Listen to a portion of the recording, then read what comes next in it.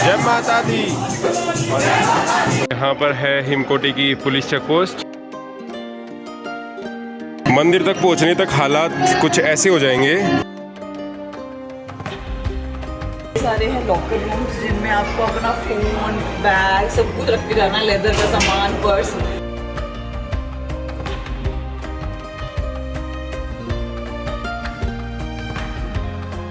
चंद ही मिनटों का सफर बचा हुआ है। आखिरकार माता ने हमें बुला ही लिया।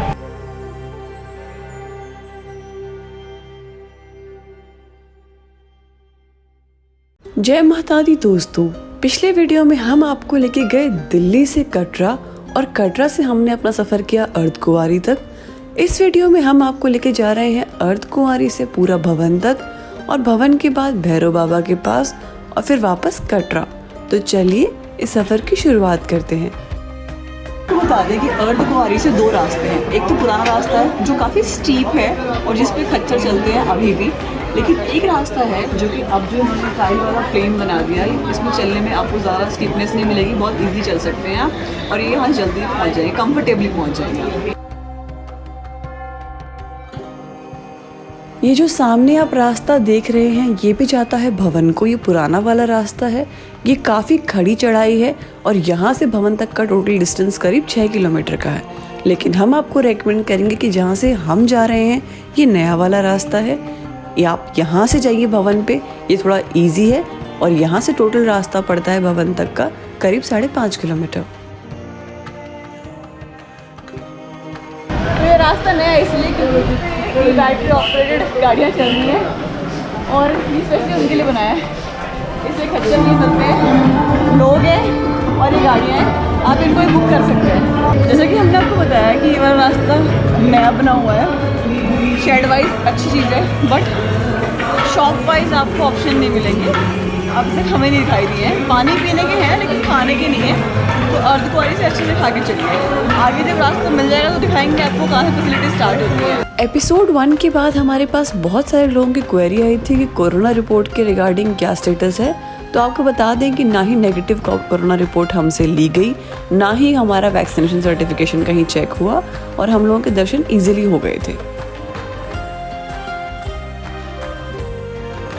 और अर्धकुंवारी से भवन तक का रास्ता करीब 6 किलोमीटर का है, जिसमें से 500 मीटर हम लोगों ने कवर कर लिया है। तो हम हिमकोटी पहुँच गए हैं, यहाँ से शायद 3 किलोमीटर का और रास्ता है। थक गए हैं, अब थक गए हैं, मैं थक गई हूँ, ठीक है। तो अर्धकुंवारी के बाद इस रास्ते पे फाइनली आपको हिमकोटी पे काफ़ी दुकानें मिल जाएंगी जहाँ पे आप कुछ खाना पीना कर सकते हैं। यहाँ पर है हिमकोटी की पुलिस चेक पोस्ट।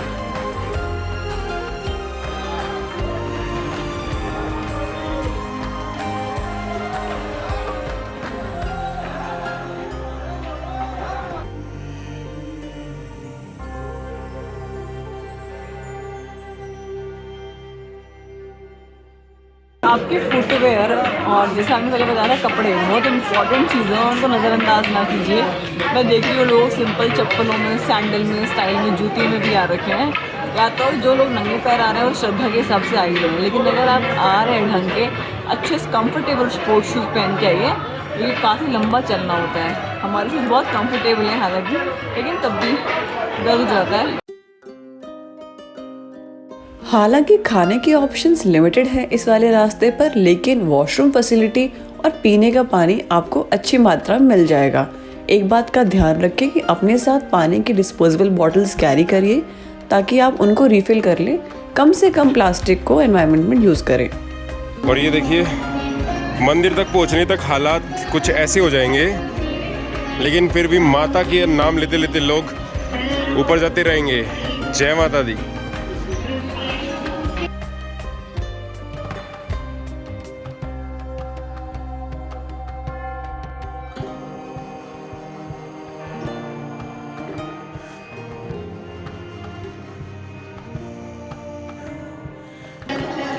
तो गाइज रात के 12:15 हो रहे हैं और हमारा टारगेट था 1 बजे, 12:30 हो रहे हैं। हमारा टारगेट था 1 बजे यहाँ पहुँचने का फाइनल द्वार पे, भवन पे, और शायद हम टाइम पहुँच ही गए हैं। अब बस हार्डली 500 मीटर में भवन आ जाएगा।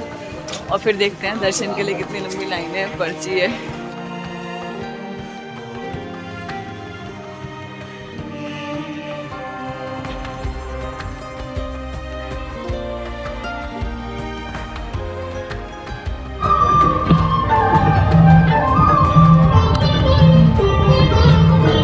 और चंद ही मिनटों का सफ़र बचा हुआ है, आखिरकार माता ने हमें बुला ही लिया। जय माता दी। ये जो लाइन आप देख रहे हैं, यहाँ से घुसकर आगे आपकी यात्रा पर्ची चेक होती है। तो आपको जो हमने सबसे पहले बताया था कि अपनी यात्रा पर्ची का प्रिंट आउट हैंडी रखिएगा। इधर आपको स्टैंप लगेगी और आपको एक ग्रुप नंबर एलोकेट होगा और आगे आपके दर्शन उस ग्रुप नंबर के हिसाब से ही होते हैं। हालांकि हमारे टाइम पे रश नहीं था, इसलिए हम इस प्रोसेस से बच गए।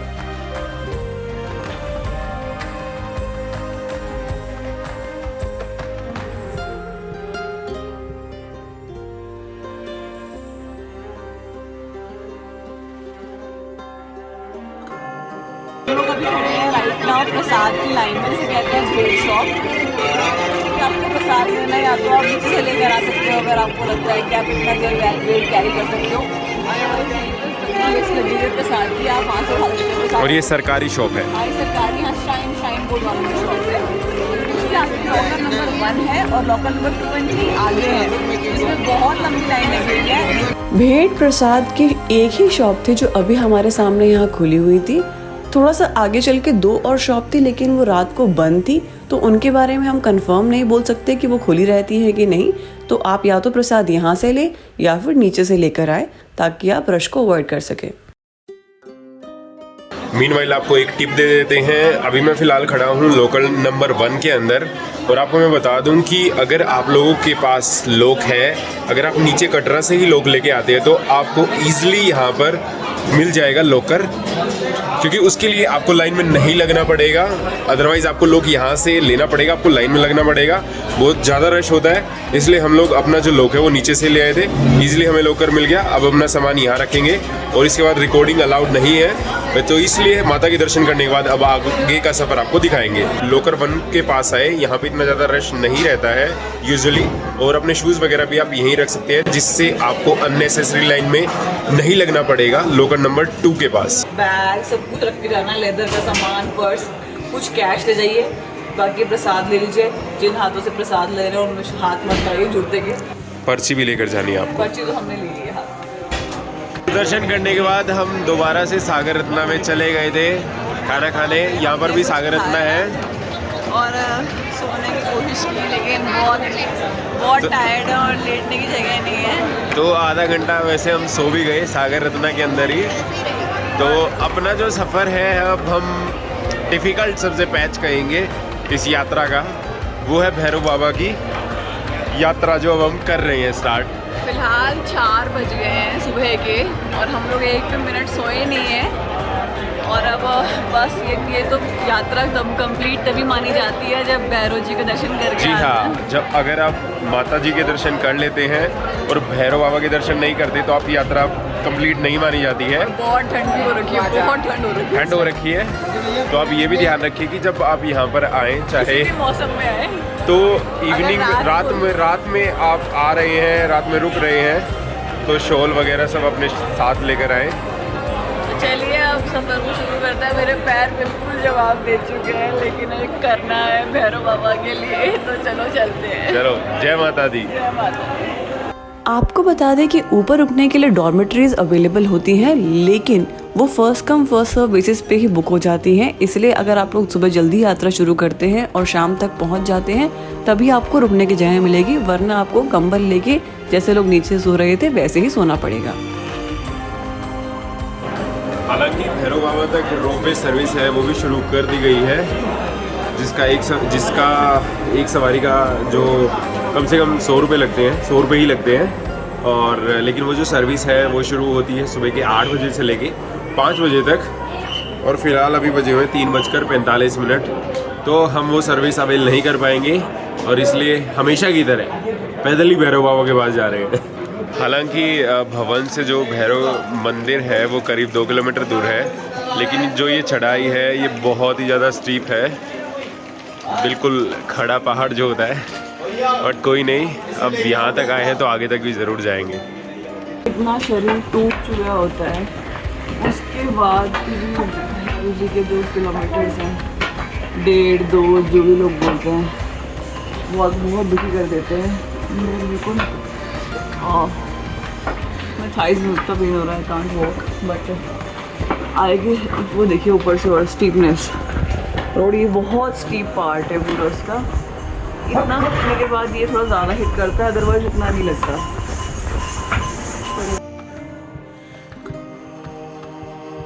भैरव बाबा की अगर आप सीढ़ियाँ लेते हैं तो आप जल्दी पहुंच जाते हैं, लेकिन तब तक आपके पैर ऑलरेडी बहुत टूट चुके होते हैं, इसलिए नॉर्मली सब लोग पैदल यात्रा से जाते हैं।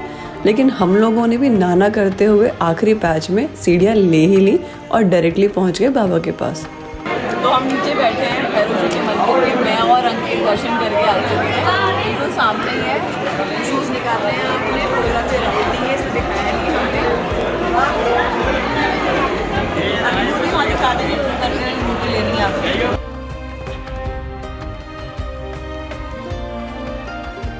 भैरव बाबा के लिए प्रसाद आपको यहाँ मंदिर के पास से ही मिलेगा, आपको कहीं और से लाने की ज़रूरत नहीं है, ना ही नीचे से, ना भवन के पास से। और आपको बता दें कि यहाँ से आपको बहुत सुंदर नज़ारे देखने को मिलते हैं। इनफैक्ट हेलीपैड भी देखने को मिलता है। अगर आप डे टाइम में आते हैं तो रात के टाइम पे हम आपको वो नज़ारे नहीं दिखा पा रहे हैं। तो भैरव मंदिर के भी हमारे दर्शन हो गए हैं अच्छे से।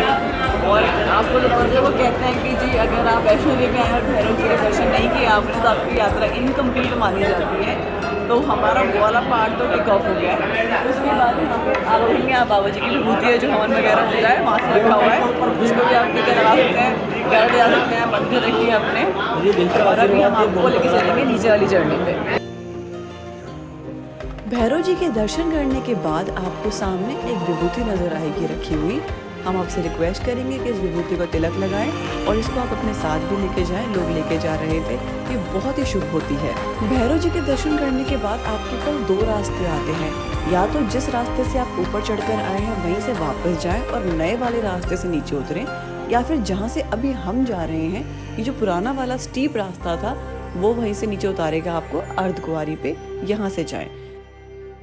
सनराइज होने वाला है, तो बहुत ही प्यारा नीला सा लेयर आ गया है, डार्क ब्लू से लाइट ब्लू का ट्रांजिशन, और कुछ ही क्षणों में आपको हम दिखा देंगे सनराइज।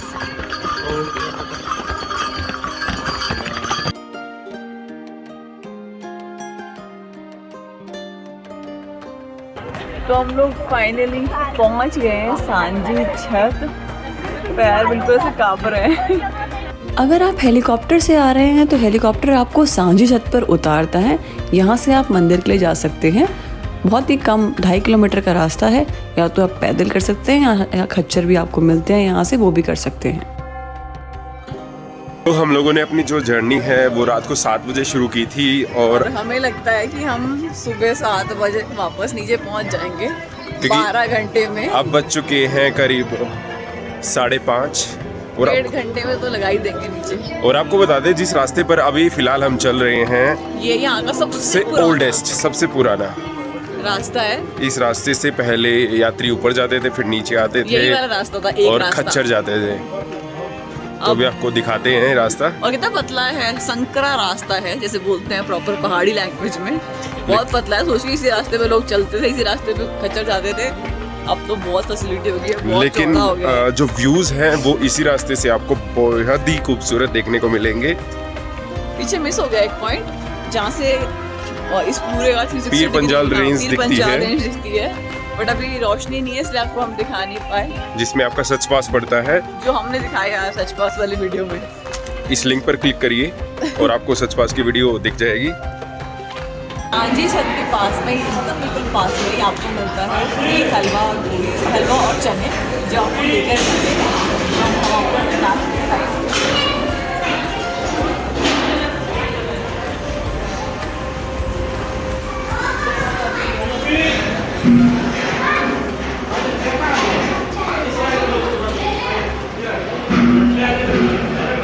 आपको बता दें कि हमने ये यात्रा बिल्कुल बिना रुके की थी। हम एक बार में ही ऊपर गए और नीचे वापस आ गए, इसीलिए हमें ज़्यादा थकान हो रखी है।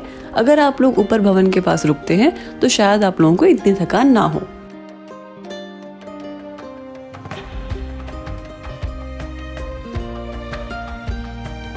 तो हमें बहुत तेज़ भूख लग रही थी, पूरी रात हो गई है जगे हुए हमें, और हम रास्ते में एक बात करते आ रहे थे कि कुछ खाएं, और देखिए कैसे माँ ने एकदम कृपा की और प्रसाद दिया। और मैं ऐसे कहने के लिए नहीं कह रही हूँ कि प्रसाद है ये, एक्चुअली प्रसाद टेस्टी ही होते हैं, बट बहुत ही अच्छा आपको भंडारे वाले खाने की फील आएगी, तो इस प्रसाद को ज़रूर ग्रहण करके जाइए। देखिए हम कितना डेडिकेटली खा रहे हैं, उनको मतलब नहीं है।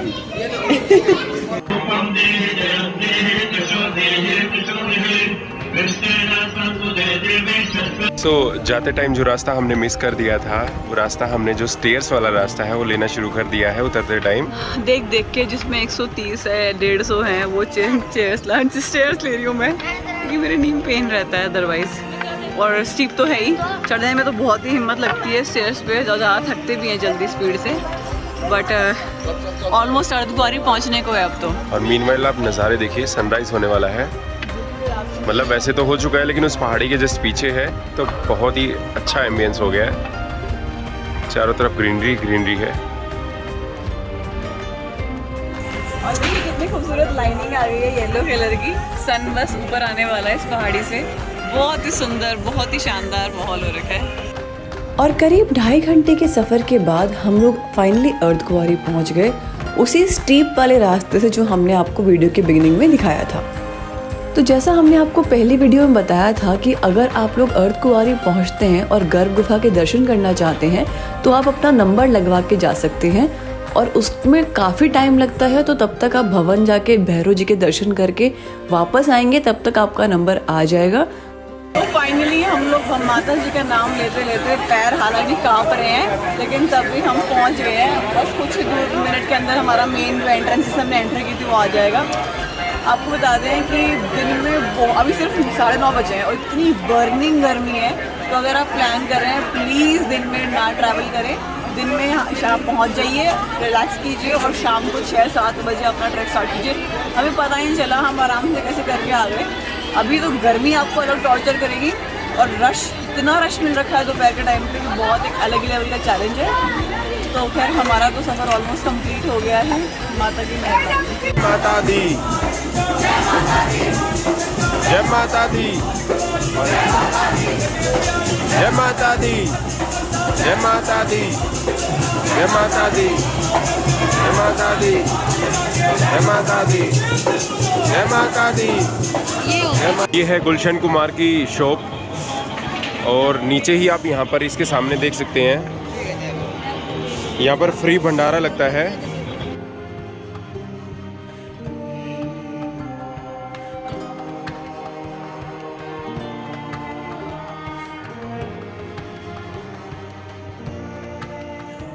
ये देखिए कितना ज़्यादा रश है वीकेंड पर। सोच समझ के आइएगा भैया, हम तो बहुत सही टाइम में दर्शन करके निकल गए।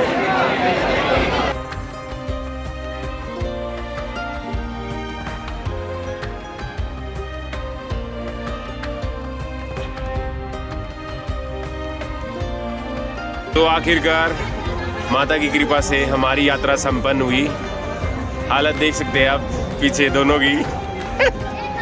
बिखर गए भैया, बिखर के टूट भी चुके हैं। मज़ा आ गया माता की कृपा से। तो चलो, दर्शन हो गए, बहुत अच्छे दर्शन हो गए, और हम भीड़ से बच गए, सही टाइम पे हो गए। जितना रश हमें नहीं चाहिए था उतना ही हमें मिला, और ना इतनी ज़्यादा गर्मी थी उस टाइम पे जब हमने ये कंप्लीट किया। चलो अगली वीडियो में लेके चलेंगे एक और नई कहानी और डेस्टिनेशन पे, तब तक के लिए पहुंचेंगे। और इससे रिलेटेड अगर आपको कोई भी इन्फॉर्मेशन चाहिए तो आप कमेंट में हमसे पूछ सकते हैं, हम ऑब्वियसली आपको बताएंगे जितनी जानकारी हमारे पास होगी। लाइक कमेंट करके जरूर बताएं। तो चलिए, जय माता दी। जय माता दी।